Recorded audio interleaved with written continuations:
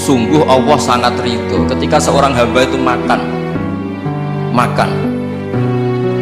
ketika sesuap nasi dia muji Allah, ketika minum seteguk nasi dia muji Allah. Itu kalau orang diridhoni Allah itu wali betul.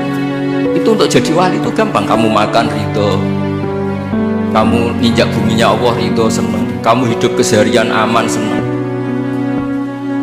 Nah ini supaya sampean kita semua ngaji betapa panduan Rasulullah untuk menggapai ridho Allah itu banyak yang keseharian sekali. Saking kesehariannya banyak dalam hadis dan itu sahih. Nabi menyebut hal-hal yang keseharian. Hatta matas alufi fimroatika, kamu punya uang kemudian istri kamu bisa makan, itu ibadah. Bahkan sebagian ibadah itu dicontohkan Nabi yang akhirnya diprotes sahabat, yaitu wafi buti ahadikum sodakoh, kamu menggauli istri kamu itu ya sodakoh. Sampai sahabat bilang yang benar ya Rasulullah, ayati ahaduna syahwatahu wa huwa lahu ajrun, masa urusan biologis, urusan syahwat kemudian dia dapat pahala. Nabi menjawab, alai salawatu aha fi haramin akana alaihi wisrun. Bagaimana kalau dia meletakkan ke yang tidak benar, itu kan dosa. Nah, hal-hal seperti ini yang saya ingin teman-teman semua saya juga agak ingin ngaji demi Anda juga agak ingin. Itu dosa sekali ngaji kok, pesanan kelompok tertentu itu gak boleh. Islam itu untuk semua, jadi ya cuma karena di depan saya jenengan ya seakan-akan jenengan korbannya. Itu ada ilmunya dalam usul fikih itu. Jadi orang itu harus ngaji usul fikih. Nama yang disebut, mungkin Mas Sufyan masih ingat zaman ngaji usul fikih. Nama yang disebut itu tidak jaminan sebagai prioritas perintah. Jadi misalnya gini, kebetulan yang di depan Nabi itu Abu Dzar. Nabi ya bilang, ya Abu Dzarin ini uhibbuka misalnya, atau ya Mu'ad ini uhibbuka, atau ya Abu Hurairah ini uhibbuka. Banyaklah riwayat yang Nabi nyebut ya Abu Dzarin, ya Mu'ad, ya Abu Hurairah.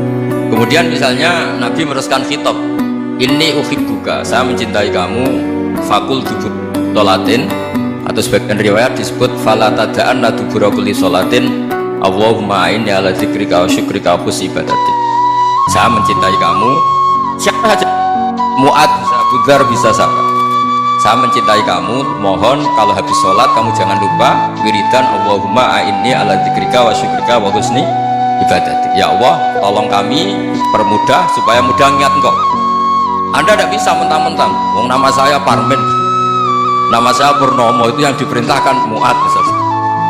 Jadi yang disebut satu, tapi khitab itu untuk siapa saja. Saya teruskan. Jadi saya mohon semua kita melakukan kebaikan itu, kalau dalam kaidah fikih disebut al yakin la yuzalu bisyak. Banyak kebaikan yang kebenarannya itu 100%, tidak punya efek samping ke pihak lain, ke kelompok lain, ke komunitas lain. Itu tadi misalnya Anda makan dan itu murah sekali, hanya butuh satu piring, setiap punyaan kamu muji Allah, setiap minum kamu muji Allah. Itu redaksinya Rasulullah SAW disebut Allah sangat ridho ketika seorang hamba makan kemudian dia memuji Allah, atau minum kemudian dia memuji Allah. Logikanya gampang, negara seperti ini yang kamu harapkan bentuknya kayak apa, mertua, ipar, komunitas, tetangga, itu nyata terjadi itu kan belum pasti. Sementara yang mesti terjadi adalah kamu butuh makan, kalau tidak mati, butuh minum, kalau tidak mati, butuh bumi yang nyaman ditempati, kalau tidak kita juga mati. Sebab itu Allah kalau menyebut nikmatnya itu hal-hal yang keseharian. Alladzi at'amahum min ju'. Allah itu siapa? Allah itu yang menciptakan kamu bisa makan, tidak berlebihan. Allah itu yang menciptakan kondisi sosial itu ideal. Zaman Nabi itu ya ada orang munafik, orang-orang pilihan Allah itu juga diuji orang sekelilingnya yang macam-macam. Semua diuji sesuai konteks zaman dan waktu. Nah, tapi ada ibadah-ibadah yang selalu disarankan Nabi. Sampai Nabi itu pernah ditanya, ayat Islam ya khairun ya Rasulullah, Islam terbaik itu gimana? Jawaban Nabi itu unik, it'amut ta'am, Islam terbaik itu ya makan-makan, jangan santai-santai. Ketika Allah menyebut beberapa kebaikan, falak tahapal aqobah, wa ma adrokan apa? Mal aqobah. Terusannya apa? Fakku rokobah. Terusannya apa? Au it'amun fi yaumin di masubah. Ya itu acara makan-makan itu juga Islam. Kenapa? Ya bayangkan kalau tidak ada makanan kita mati kan.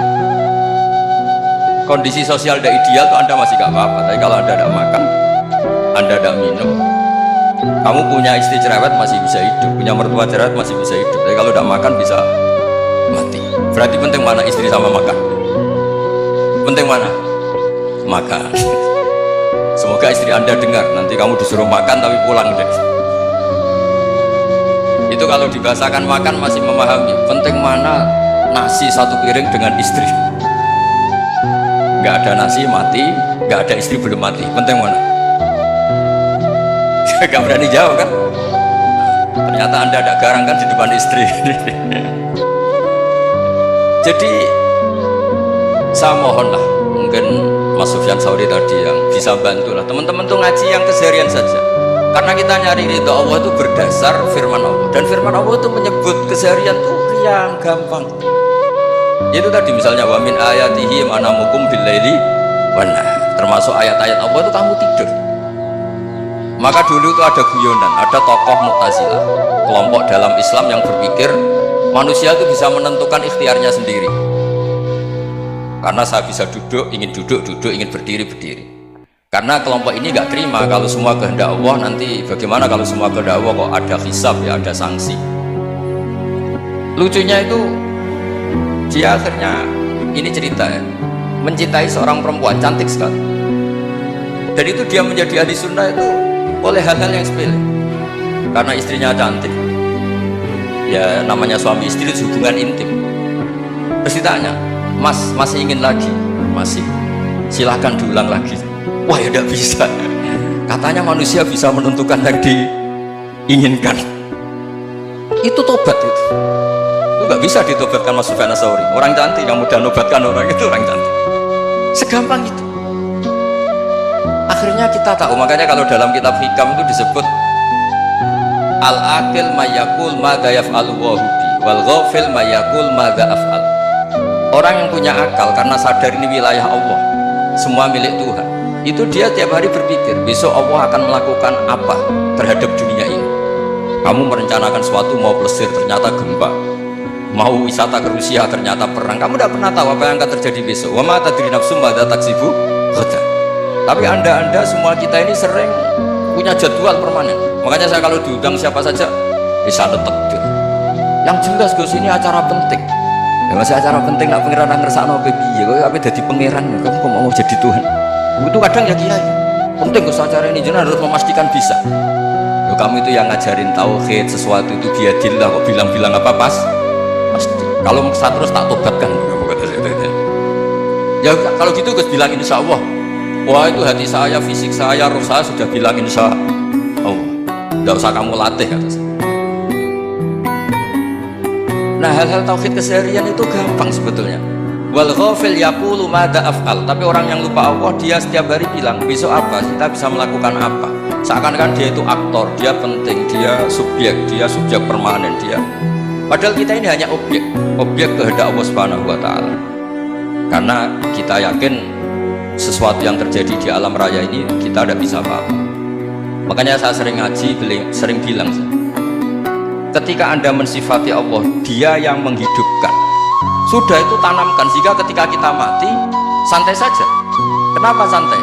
Allah punya cara menghidupkan kita. Zaman kita hidup juga gak tahu caranya ngelola jantung, ngelola paru-paru. Kamu juga gak tahu ngelola oksigen yang tidak beracun, tidak mengandung polusi. Tahu-tahu hidup. Gak ingin tua ya tahu-tahu tua, gak ingin mati tahu-tahu mati. Selama ini kita hidup juga gak tahu apa-apa. Hanya gaya tok, punya jadwal, punya planning. Kalau kamu bisa menentukan pilihan Anda, pasti Anda istrinya cantik, 4 menerima semua, kona'ah semua. Nyatanya enggak kan? Ada 1 jelek, cerewet. Oh itu kan, nyatanya enggak bisa apa-apa Anda kan? Dan kamu bawa mati lagi. Itu kan. Istri Anda juga gitu, punya keinginan punya suami yang ganteng, yang jabat, yang riman, yang gak poligami. Ya tidak kesampaian juga. Kalau kita ngitung tingkat kegagalan kita itu gagal terus. Ya kan? Nah, terus ingat Allah. Madza yaf'alu wa bi. Orang yang punya akal selalu berpikir Allah itu menghendaki apa terhadap saya. Lalu sama-sama orang melihat orang yang serius, itu kata Anda itu pemikir berat, serius, senang punya tokoh yang merengut tuh, karena kamu anggap serius. Tapi sebagian orang anggap orang yang serius itu wong merengut, wong masam, wong muka kok ditekuk. Jadi sama itu hati ya muqallibal qulub tsabbit qalbi ala dini, karena kita nggak tahu cara berpikir kita tentang orang lain, tentang sekeliling kita. Misalnya kita orang baik yang jenis rumah fakir miskin, ada orang bangun masjid mewah itu janggal. Apa artinya masjid mewah kalau banyak orang kelaparan? Tapi kalau yang jenis pendidikan, apa artinya masjid mewah kalau tidak bisa ngaji? Nanti yang jenis infrastruktur, apa artinya ini kalau semuanya punya sudut pandang yang berbeda. Dan Islam mengapresiasi semua kebaikan, tapi katakan semua kebaikan itu adalah kehendak Allah Subhanahu wa Ta'ala, karena apapun baik Anda itu pakai fasilitas yang diberikan oleh Allah Subhanahu wa Ta'ala. Sehingga ini yang disebut kulillah sumadarhum fi khawdihim yal'ab. Ya, kembali tadi ke tema-tema bahwa keseharian Anda ini sudah Islam. Saat Anda tidak bisa melakukan apa saja, saya sering ada jenazah, biasanya kalau tetangga meninggal saya sering disuruh ngelepas. Saya bilang orang ini baik karena sering ngelamun di rumah, sering nganggur di rumah. Ditanya sama anaknya, kenapa Gus nganggur baik? Ya kalau dia nganggur artinya juga gak berbuat sesuatu yang maksiat kan? Ya kan, orang nganggur di rumahnya ya tidak bunuh orang, tidak maling, tidak korupsi, ya namanya nganggur di rumah. Lah cuma istri cara pandang nganggur gak menghasilkan uang itu, tapi juga gak menghasilkan kriminal kan? Jadi sebenarnya Islam itu cara, makanya kalau sampai ngaji usul fikih itu ada kitab usul fikih namanya Lubul Usul, itu terkenal sekali di pesantren itu. Itu kalau ngapresiasi keseharian itu luar biasa. Izma min mubahin illa wa yatahaqqaqu bihi tarku haram mimma, karena keseharian yang mubah saat Anda lakukan itu ada kehebatan yang luar biasa, yaitu meninggalkan haram. Makanya dulu banyak orang-orang alim ketemu temannya itu guyon sampai semalaman. Itu biasanya yang semangat Islam itu kiai kok udah tahajud, kiai kok udah witir. Orang yang sedang mapan uangnya banyak, malam itu udah kelayaban itu sudah luar biasa. Melawan nafsu supaya tidak maksiat itu sudah luar biasa, supaya lupa guyon sama temannya semalaman sampai subuh, gejlok-gejlokan kenang zaman miskin, zaman kuliah gak jelas, zaman apa. Melihatnya jangan takut tahajud seperti ini, meninggalkan tahajud, tapi meninggalnya ini talqul muharramat. Jadi kayak apa hebatnya? Sehingga Imam Ghazali punya riwayat yang agak unik. Hatta takuna ibadatu akhiri hadil ummah iku an-naum. Sehingga suatu saat ibadah terbaik umat ini itu tidur. Itu kan riwayat kontroversi. Ketika Imam Ghazali ditanya, kenapa ya? Kenapa kamu mulai keluar dari rumah itu sudah banyak maksiat, melihat perempuan yang enggak mahram, melihat fenomena. Tapi kalau kamu tidur enggak melihat apa-apa. Tapi juga kamu jangan nganggap tidur itu ibadah betul. Saatnya melakukan fardu ain malah masih tidur. Tapi itu sudut pandang yang menjadikan kita Islam itu gampang. Jadi saat Anda tidak bisa aktivitas apa-apa, misalnya ada beberapa orang yang lumpuh itu memang nggak bisa Jumatan, nggak bisa ibadah, tapi dia juga nggak bisa maksiat. Tidur itu memang Anda saat itu tidak bisa tahajud, tidak bisa witir, tapi saat itu ada zina, ada maling, tidak gosipkan orang, tidak bully orang, tidak menanamkan kebencian, tidak hasud. Sehingga tidur menurut Allah Ta'ala wa min ayatihi manamukum billaili apa wanahar, karena di tidur itu selain ada unsur istirahat, jaga kestamina, juga ada unsur meninggalkan beberapa keburukan. Nah, saya mohon ibadah yang keseharian ini kita jaga supaya kita semua baca ayat itu fase itu tertanam di hati. Allah itu siapa? Alladzi at'amahum min ju'i wa amanahum min khauf. Dan Allah kalau cerita di Quran itu anna subabnal ma'a subba thumma syaqaqnal ardha wa syaqqa fa'ambatna fiha habba wa inaba wa qadba wa zaituna wa nakhla wa hadaiqa hulba. Kamu tahu saya ini siapa? Kata Allah, saya ini adalah Tuhan yang menurunkan air, kemudian ada tanaman banyak, habba wa inaba wa qadba, ada zaitun, ada tin, kalau orang Jawa mungkin ada tela, ada padi, ada mangga, ada pisang. Sudah, wa inaba wa zaituna wa nakhla wa hadaiqa hulba, ada perkebunan yang lebat. Tujuannya apa? Mata Allah, silahkan kamu pakai, kamu nikmati. Tapi karena kadang kita ini punya ide-ide besar, tadi untuk syukur saja nunggu punya istri riman, rumah baik, tetangga baik, komunitas baik, semuanya baik baru syukur. Lama-lama nanti ada di surga, syukurnya nunggu surga paling kelas A. Itu sudah ada yang menghuni Rasulullah, kamu gak boleh di situ. Masa untuk syukur saja repotnya, masya Allah. Jadi mohonlah Quran yang kalau Anda hafalkan juz amma itu kan ada ayat-ayat yang kayak tadi. Ya, fal yang juril insanu ila ta'ah. Coba lihat Apa yang kamu makan ya? Dari mana? Dan untuk mempertahankan hidup kamu keseharian. Jadi jangan kira ibadah itu harus membentuk komunitas yang versi Anda. Ibadah itu harus yang hal yang mulu-mulu. Kesehariannya Anda alami. Ini saya tidak bikin-bikin. Saya ngaji bukan karena berdasar pesanan. Itu ayat yang saya bacakan betul ada ayatnya kan. Fal yang duril insanu ila tu'ami anna sobbabnal ma'a sobba thumma syaqaqnal ardo syaqqa fa ambasna fiha habba wa inaba wa qadba wa zaitunaw wa nakhla wa hadaiqa ghulba. Tulisannya apa? Mata'al lakum, silakan kamu nikmati. Mata itu silakan kamu nikmati. Ya kayak sampean dikasih hidangan ya makan. Ya sudah makan. Habis makan ya minum. Habis itu ngantuk ya tidur. Ya sudah normal-normal saja. Kayak apa indahnya Islam. Tapi Anda mencari Islam yang gimana lagi? Nah itu yang diajarkan guru-guru kita, diajarkan sanad kita sampai Wali Songo, sampai Rasulullah SAW.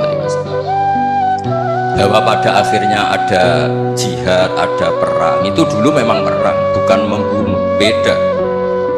Dulu kita dijajah Belanda ya perang, dan itu normal karena kita dijajah. Jadi ketika orang lain ingin baik sama kita, wa in ahadun minal musyrikin nastajaruka ya fajiru hatta yasma'a kalamullah. Kalau mereka ingin baik ya kita baik. Makanya ada istilah musta'man, mu'ahad. Kalau mereka ingin damai, berdampingan dengan kemajmukan ya itu yang lebih baik. Karena memang Islam menghormati proses perdamaian. Wa in janahu nawal lisalmi ya fajnah lah. Kalau ingin damai ya kita harus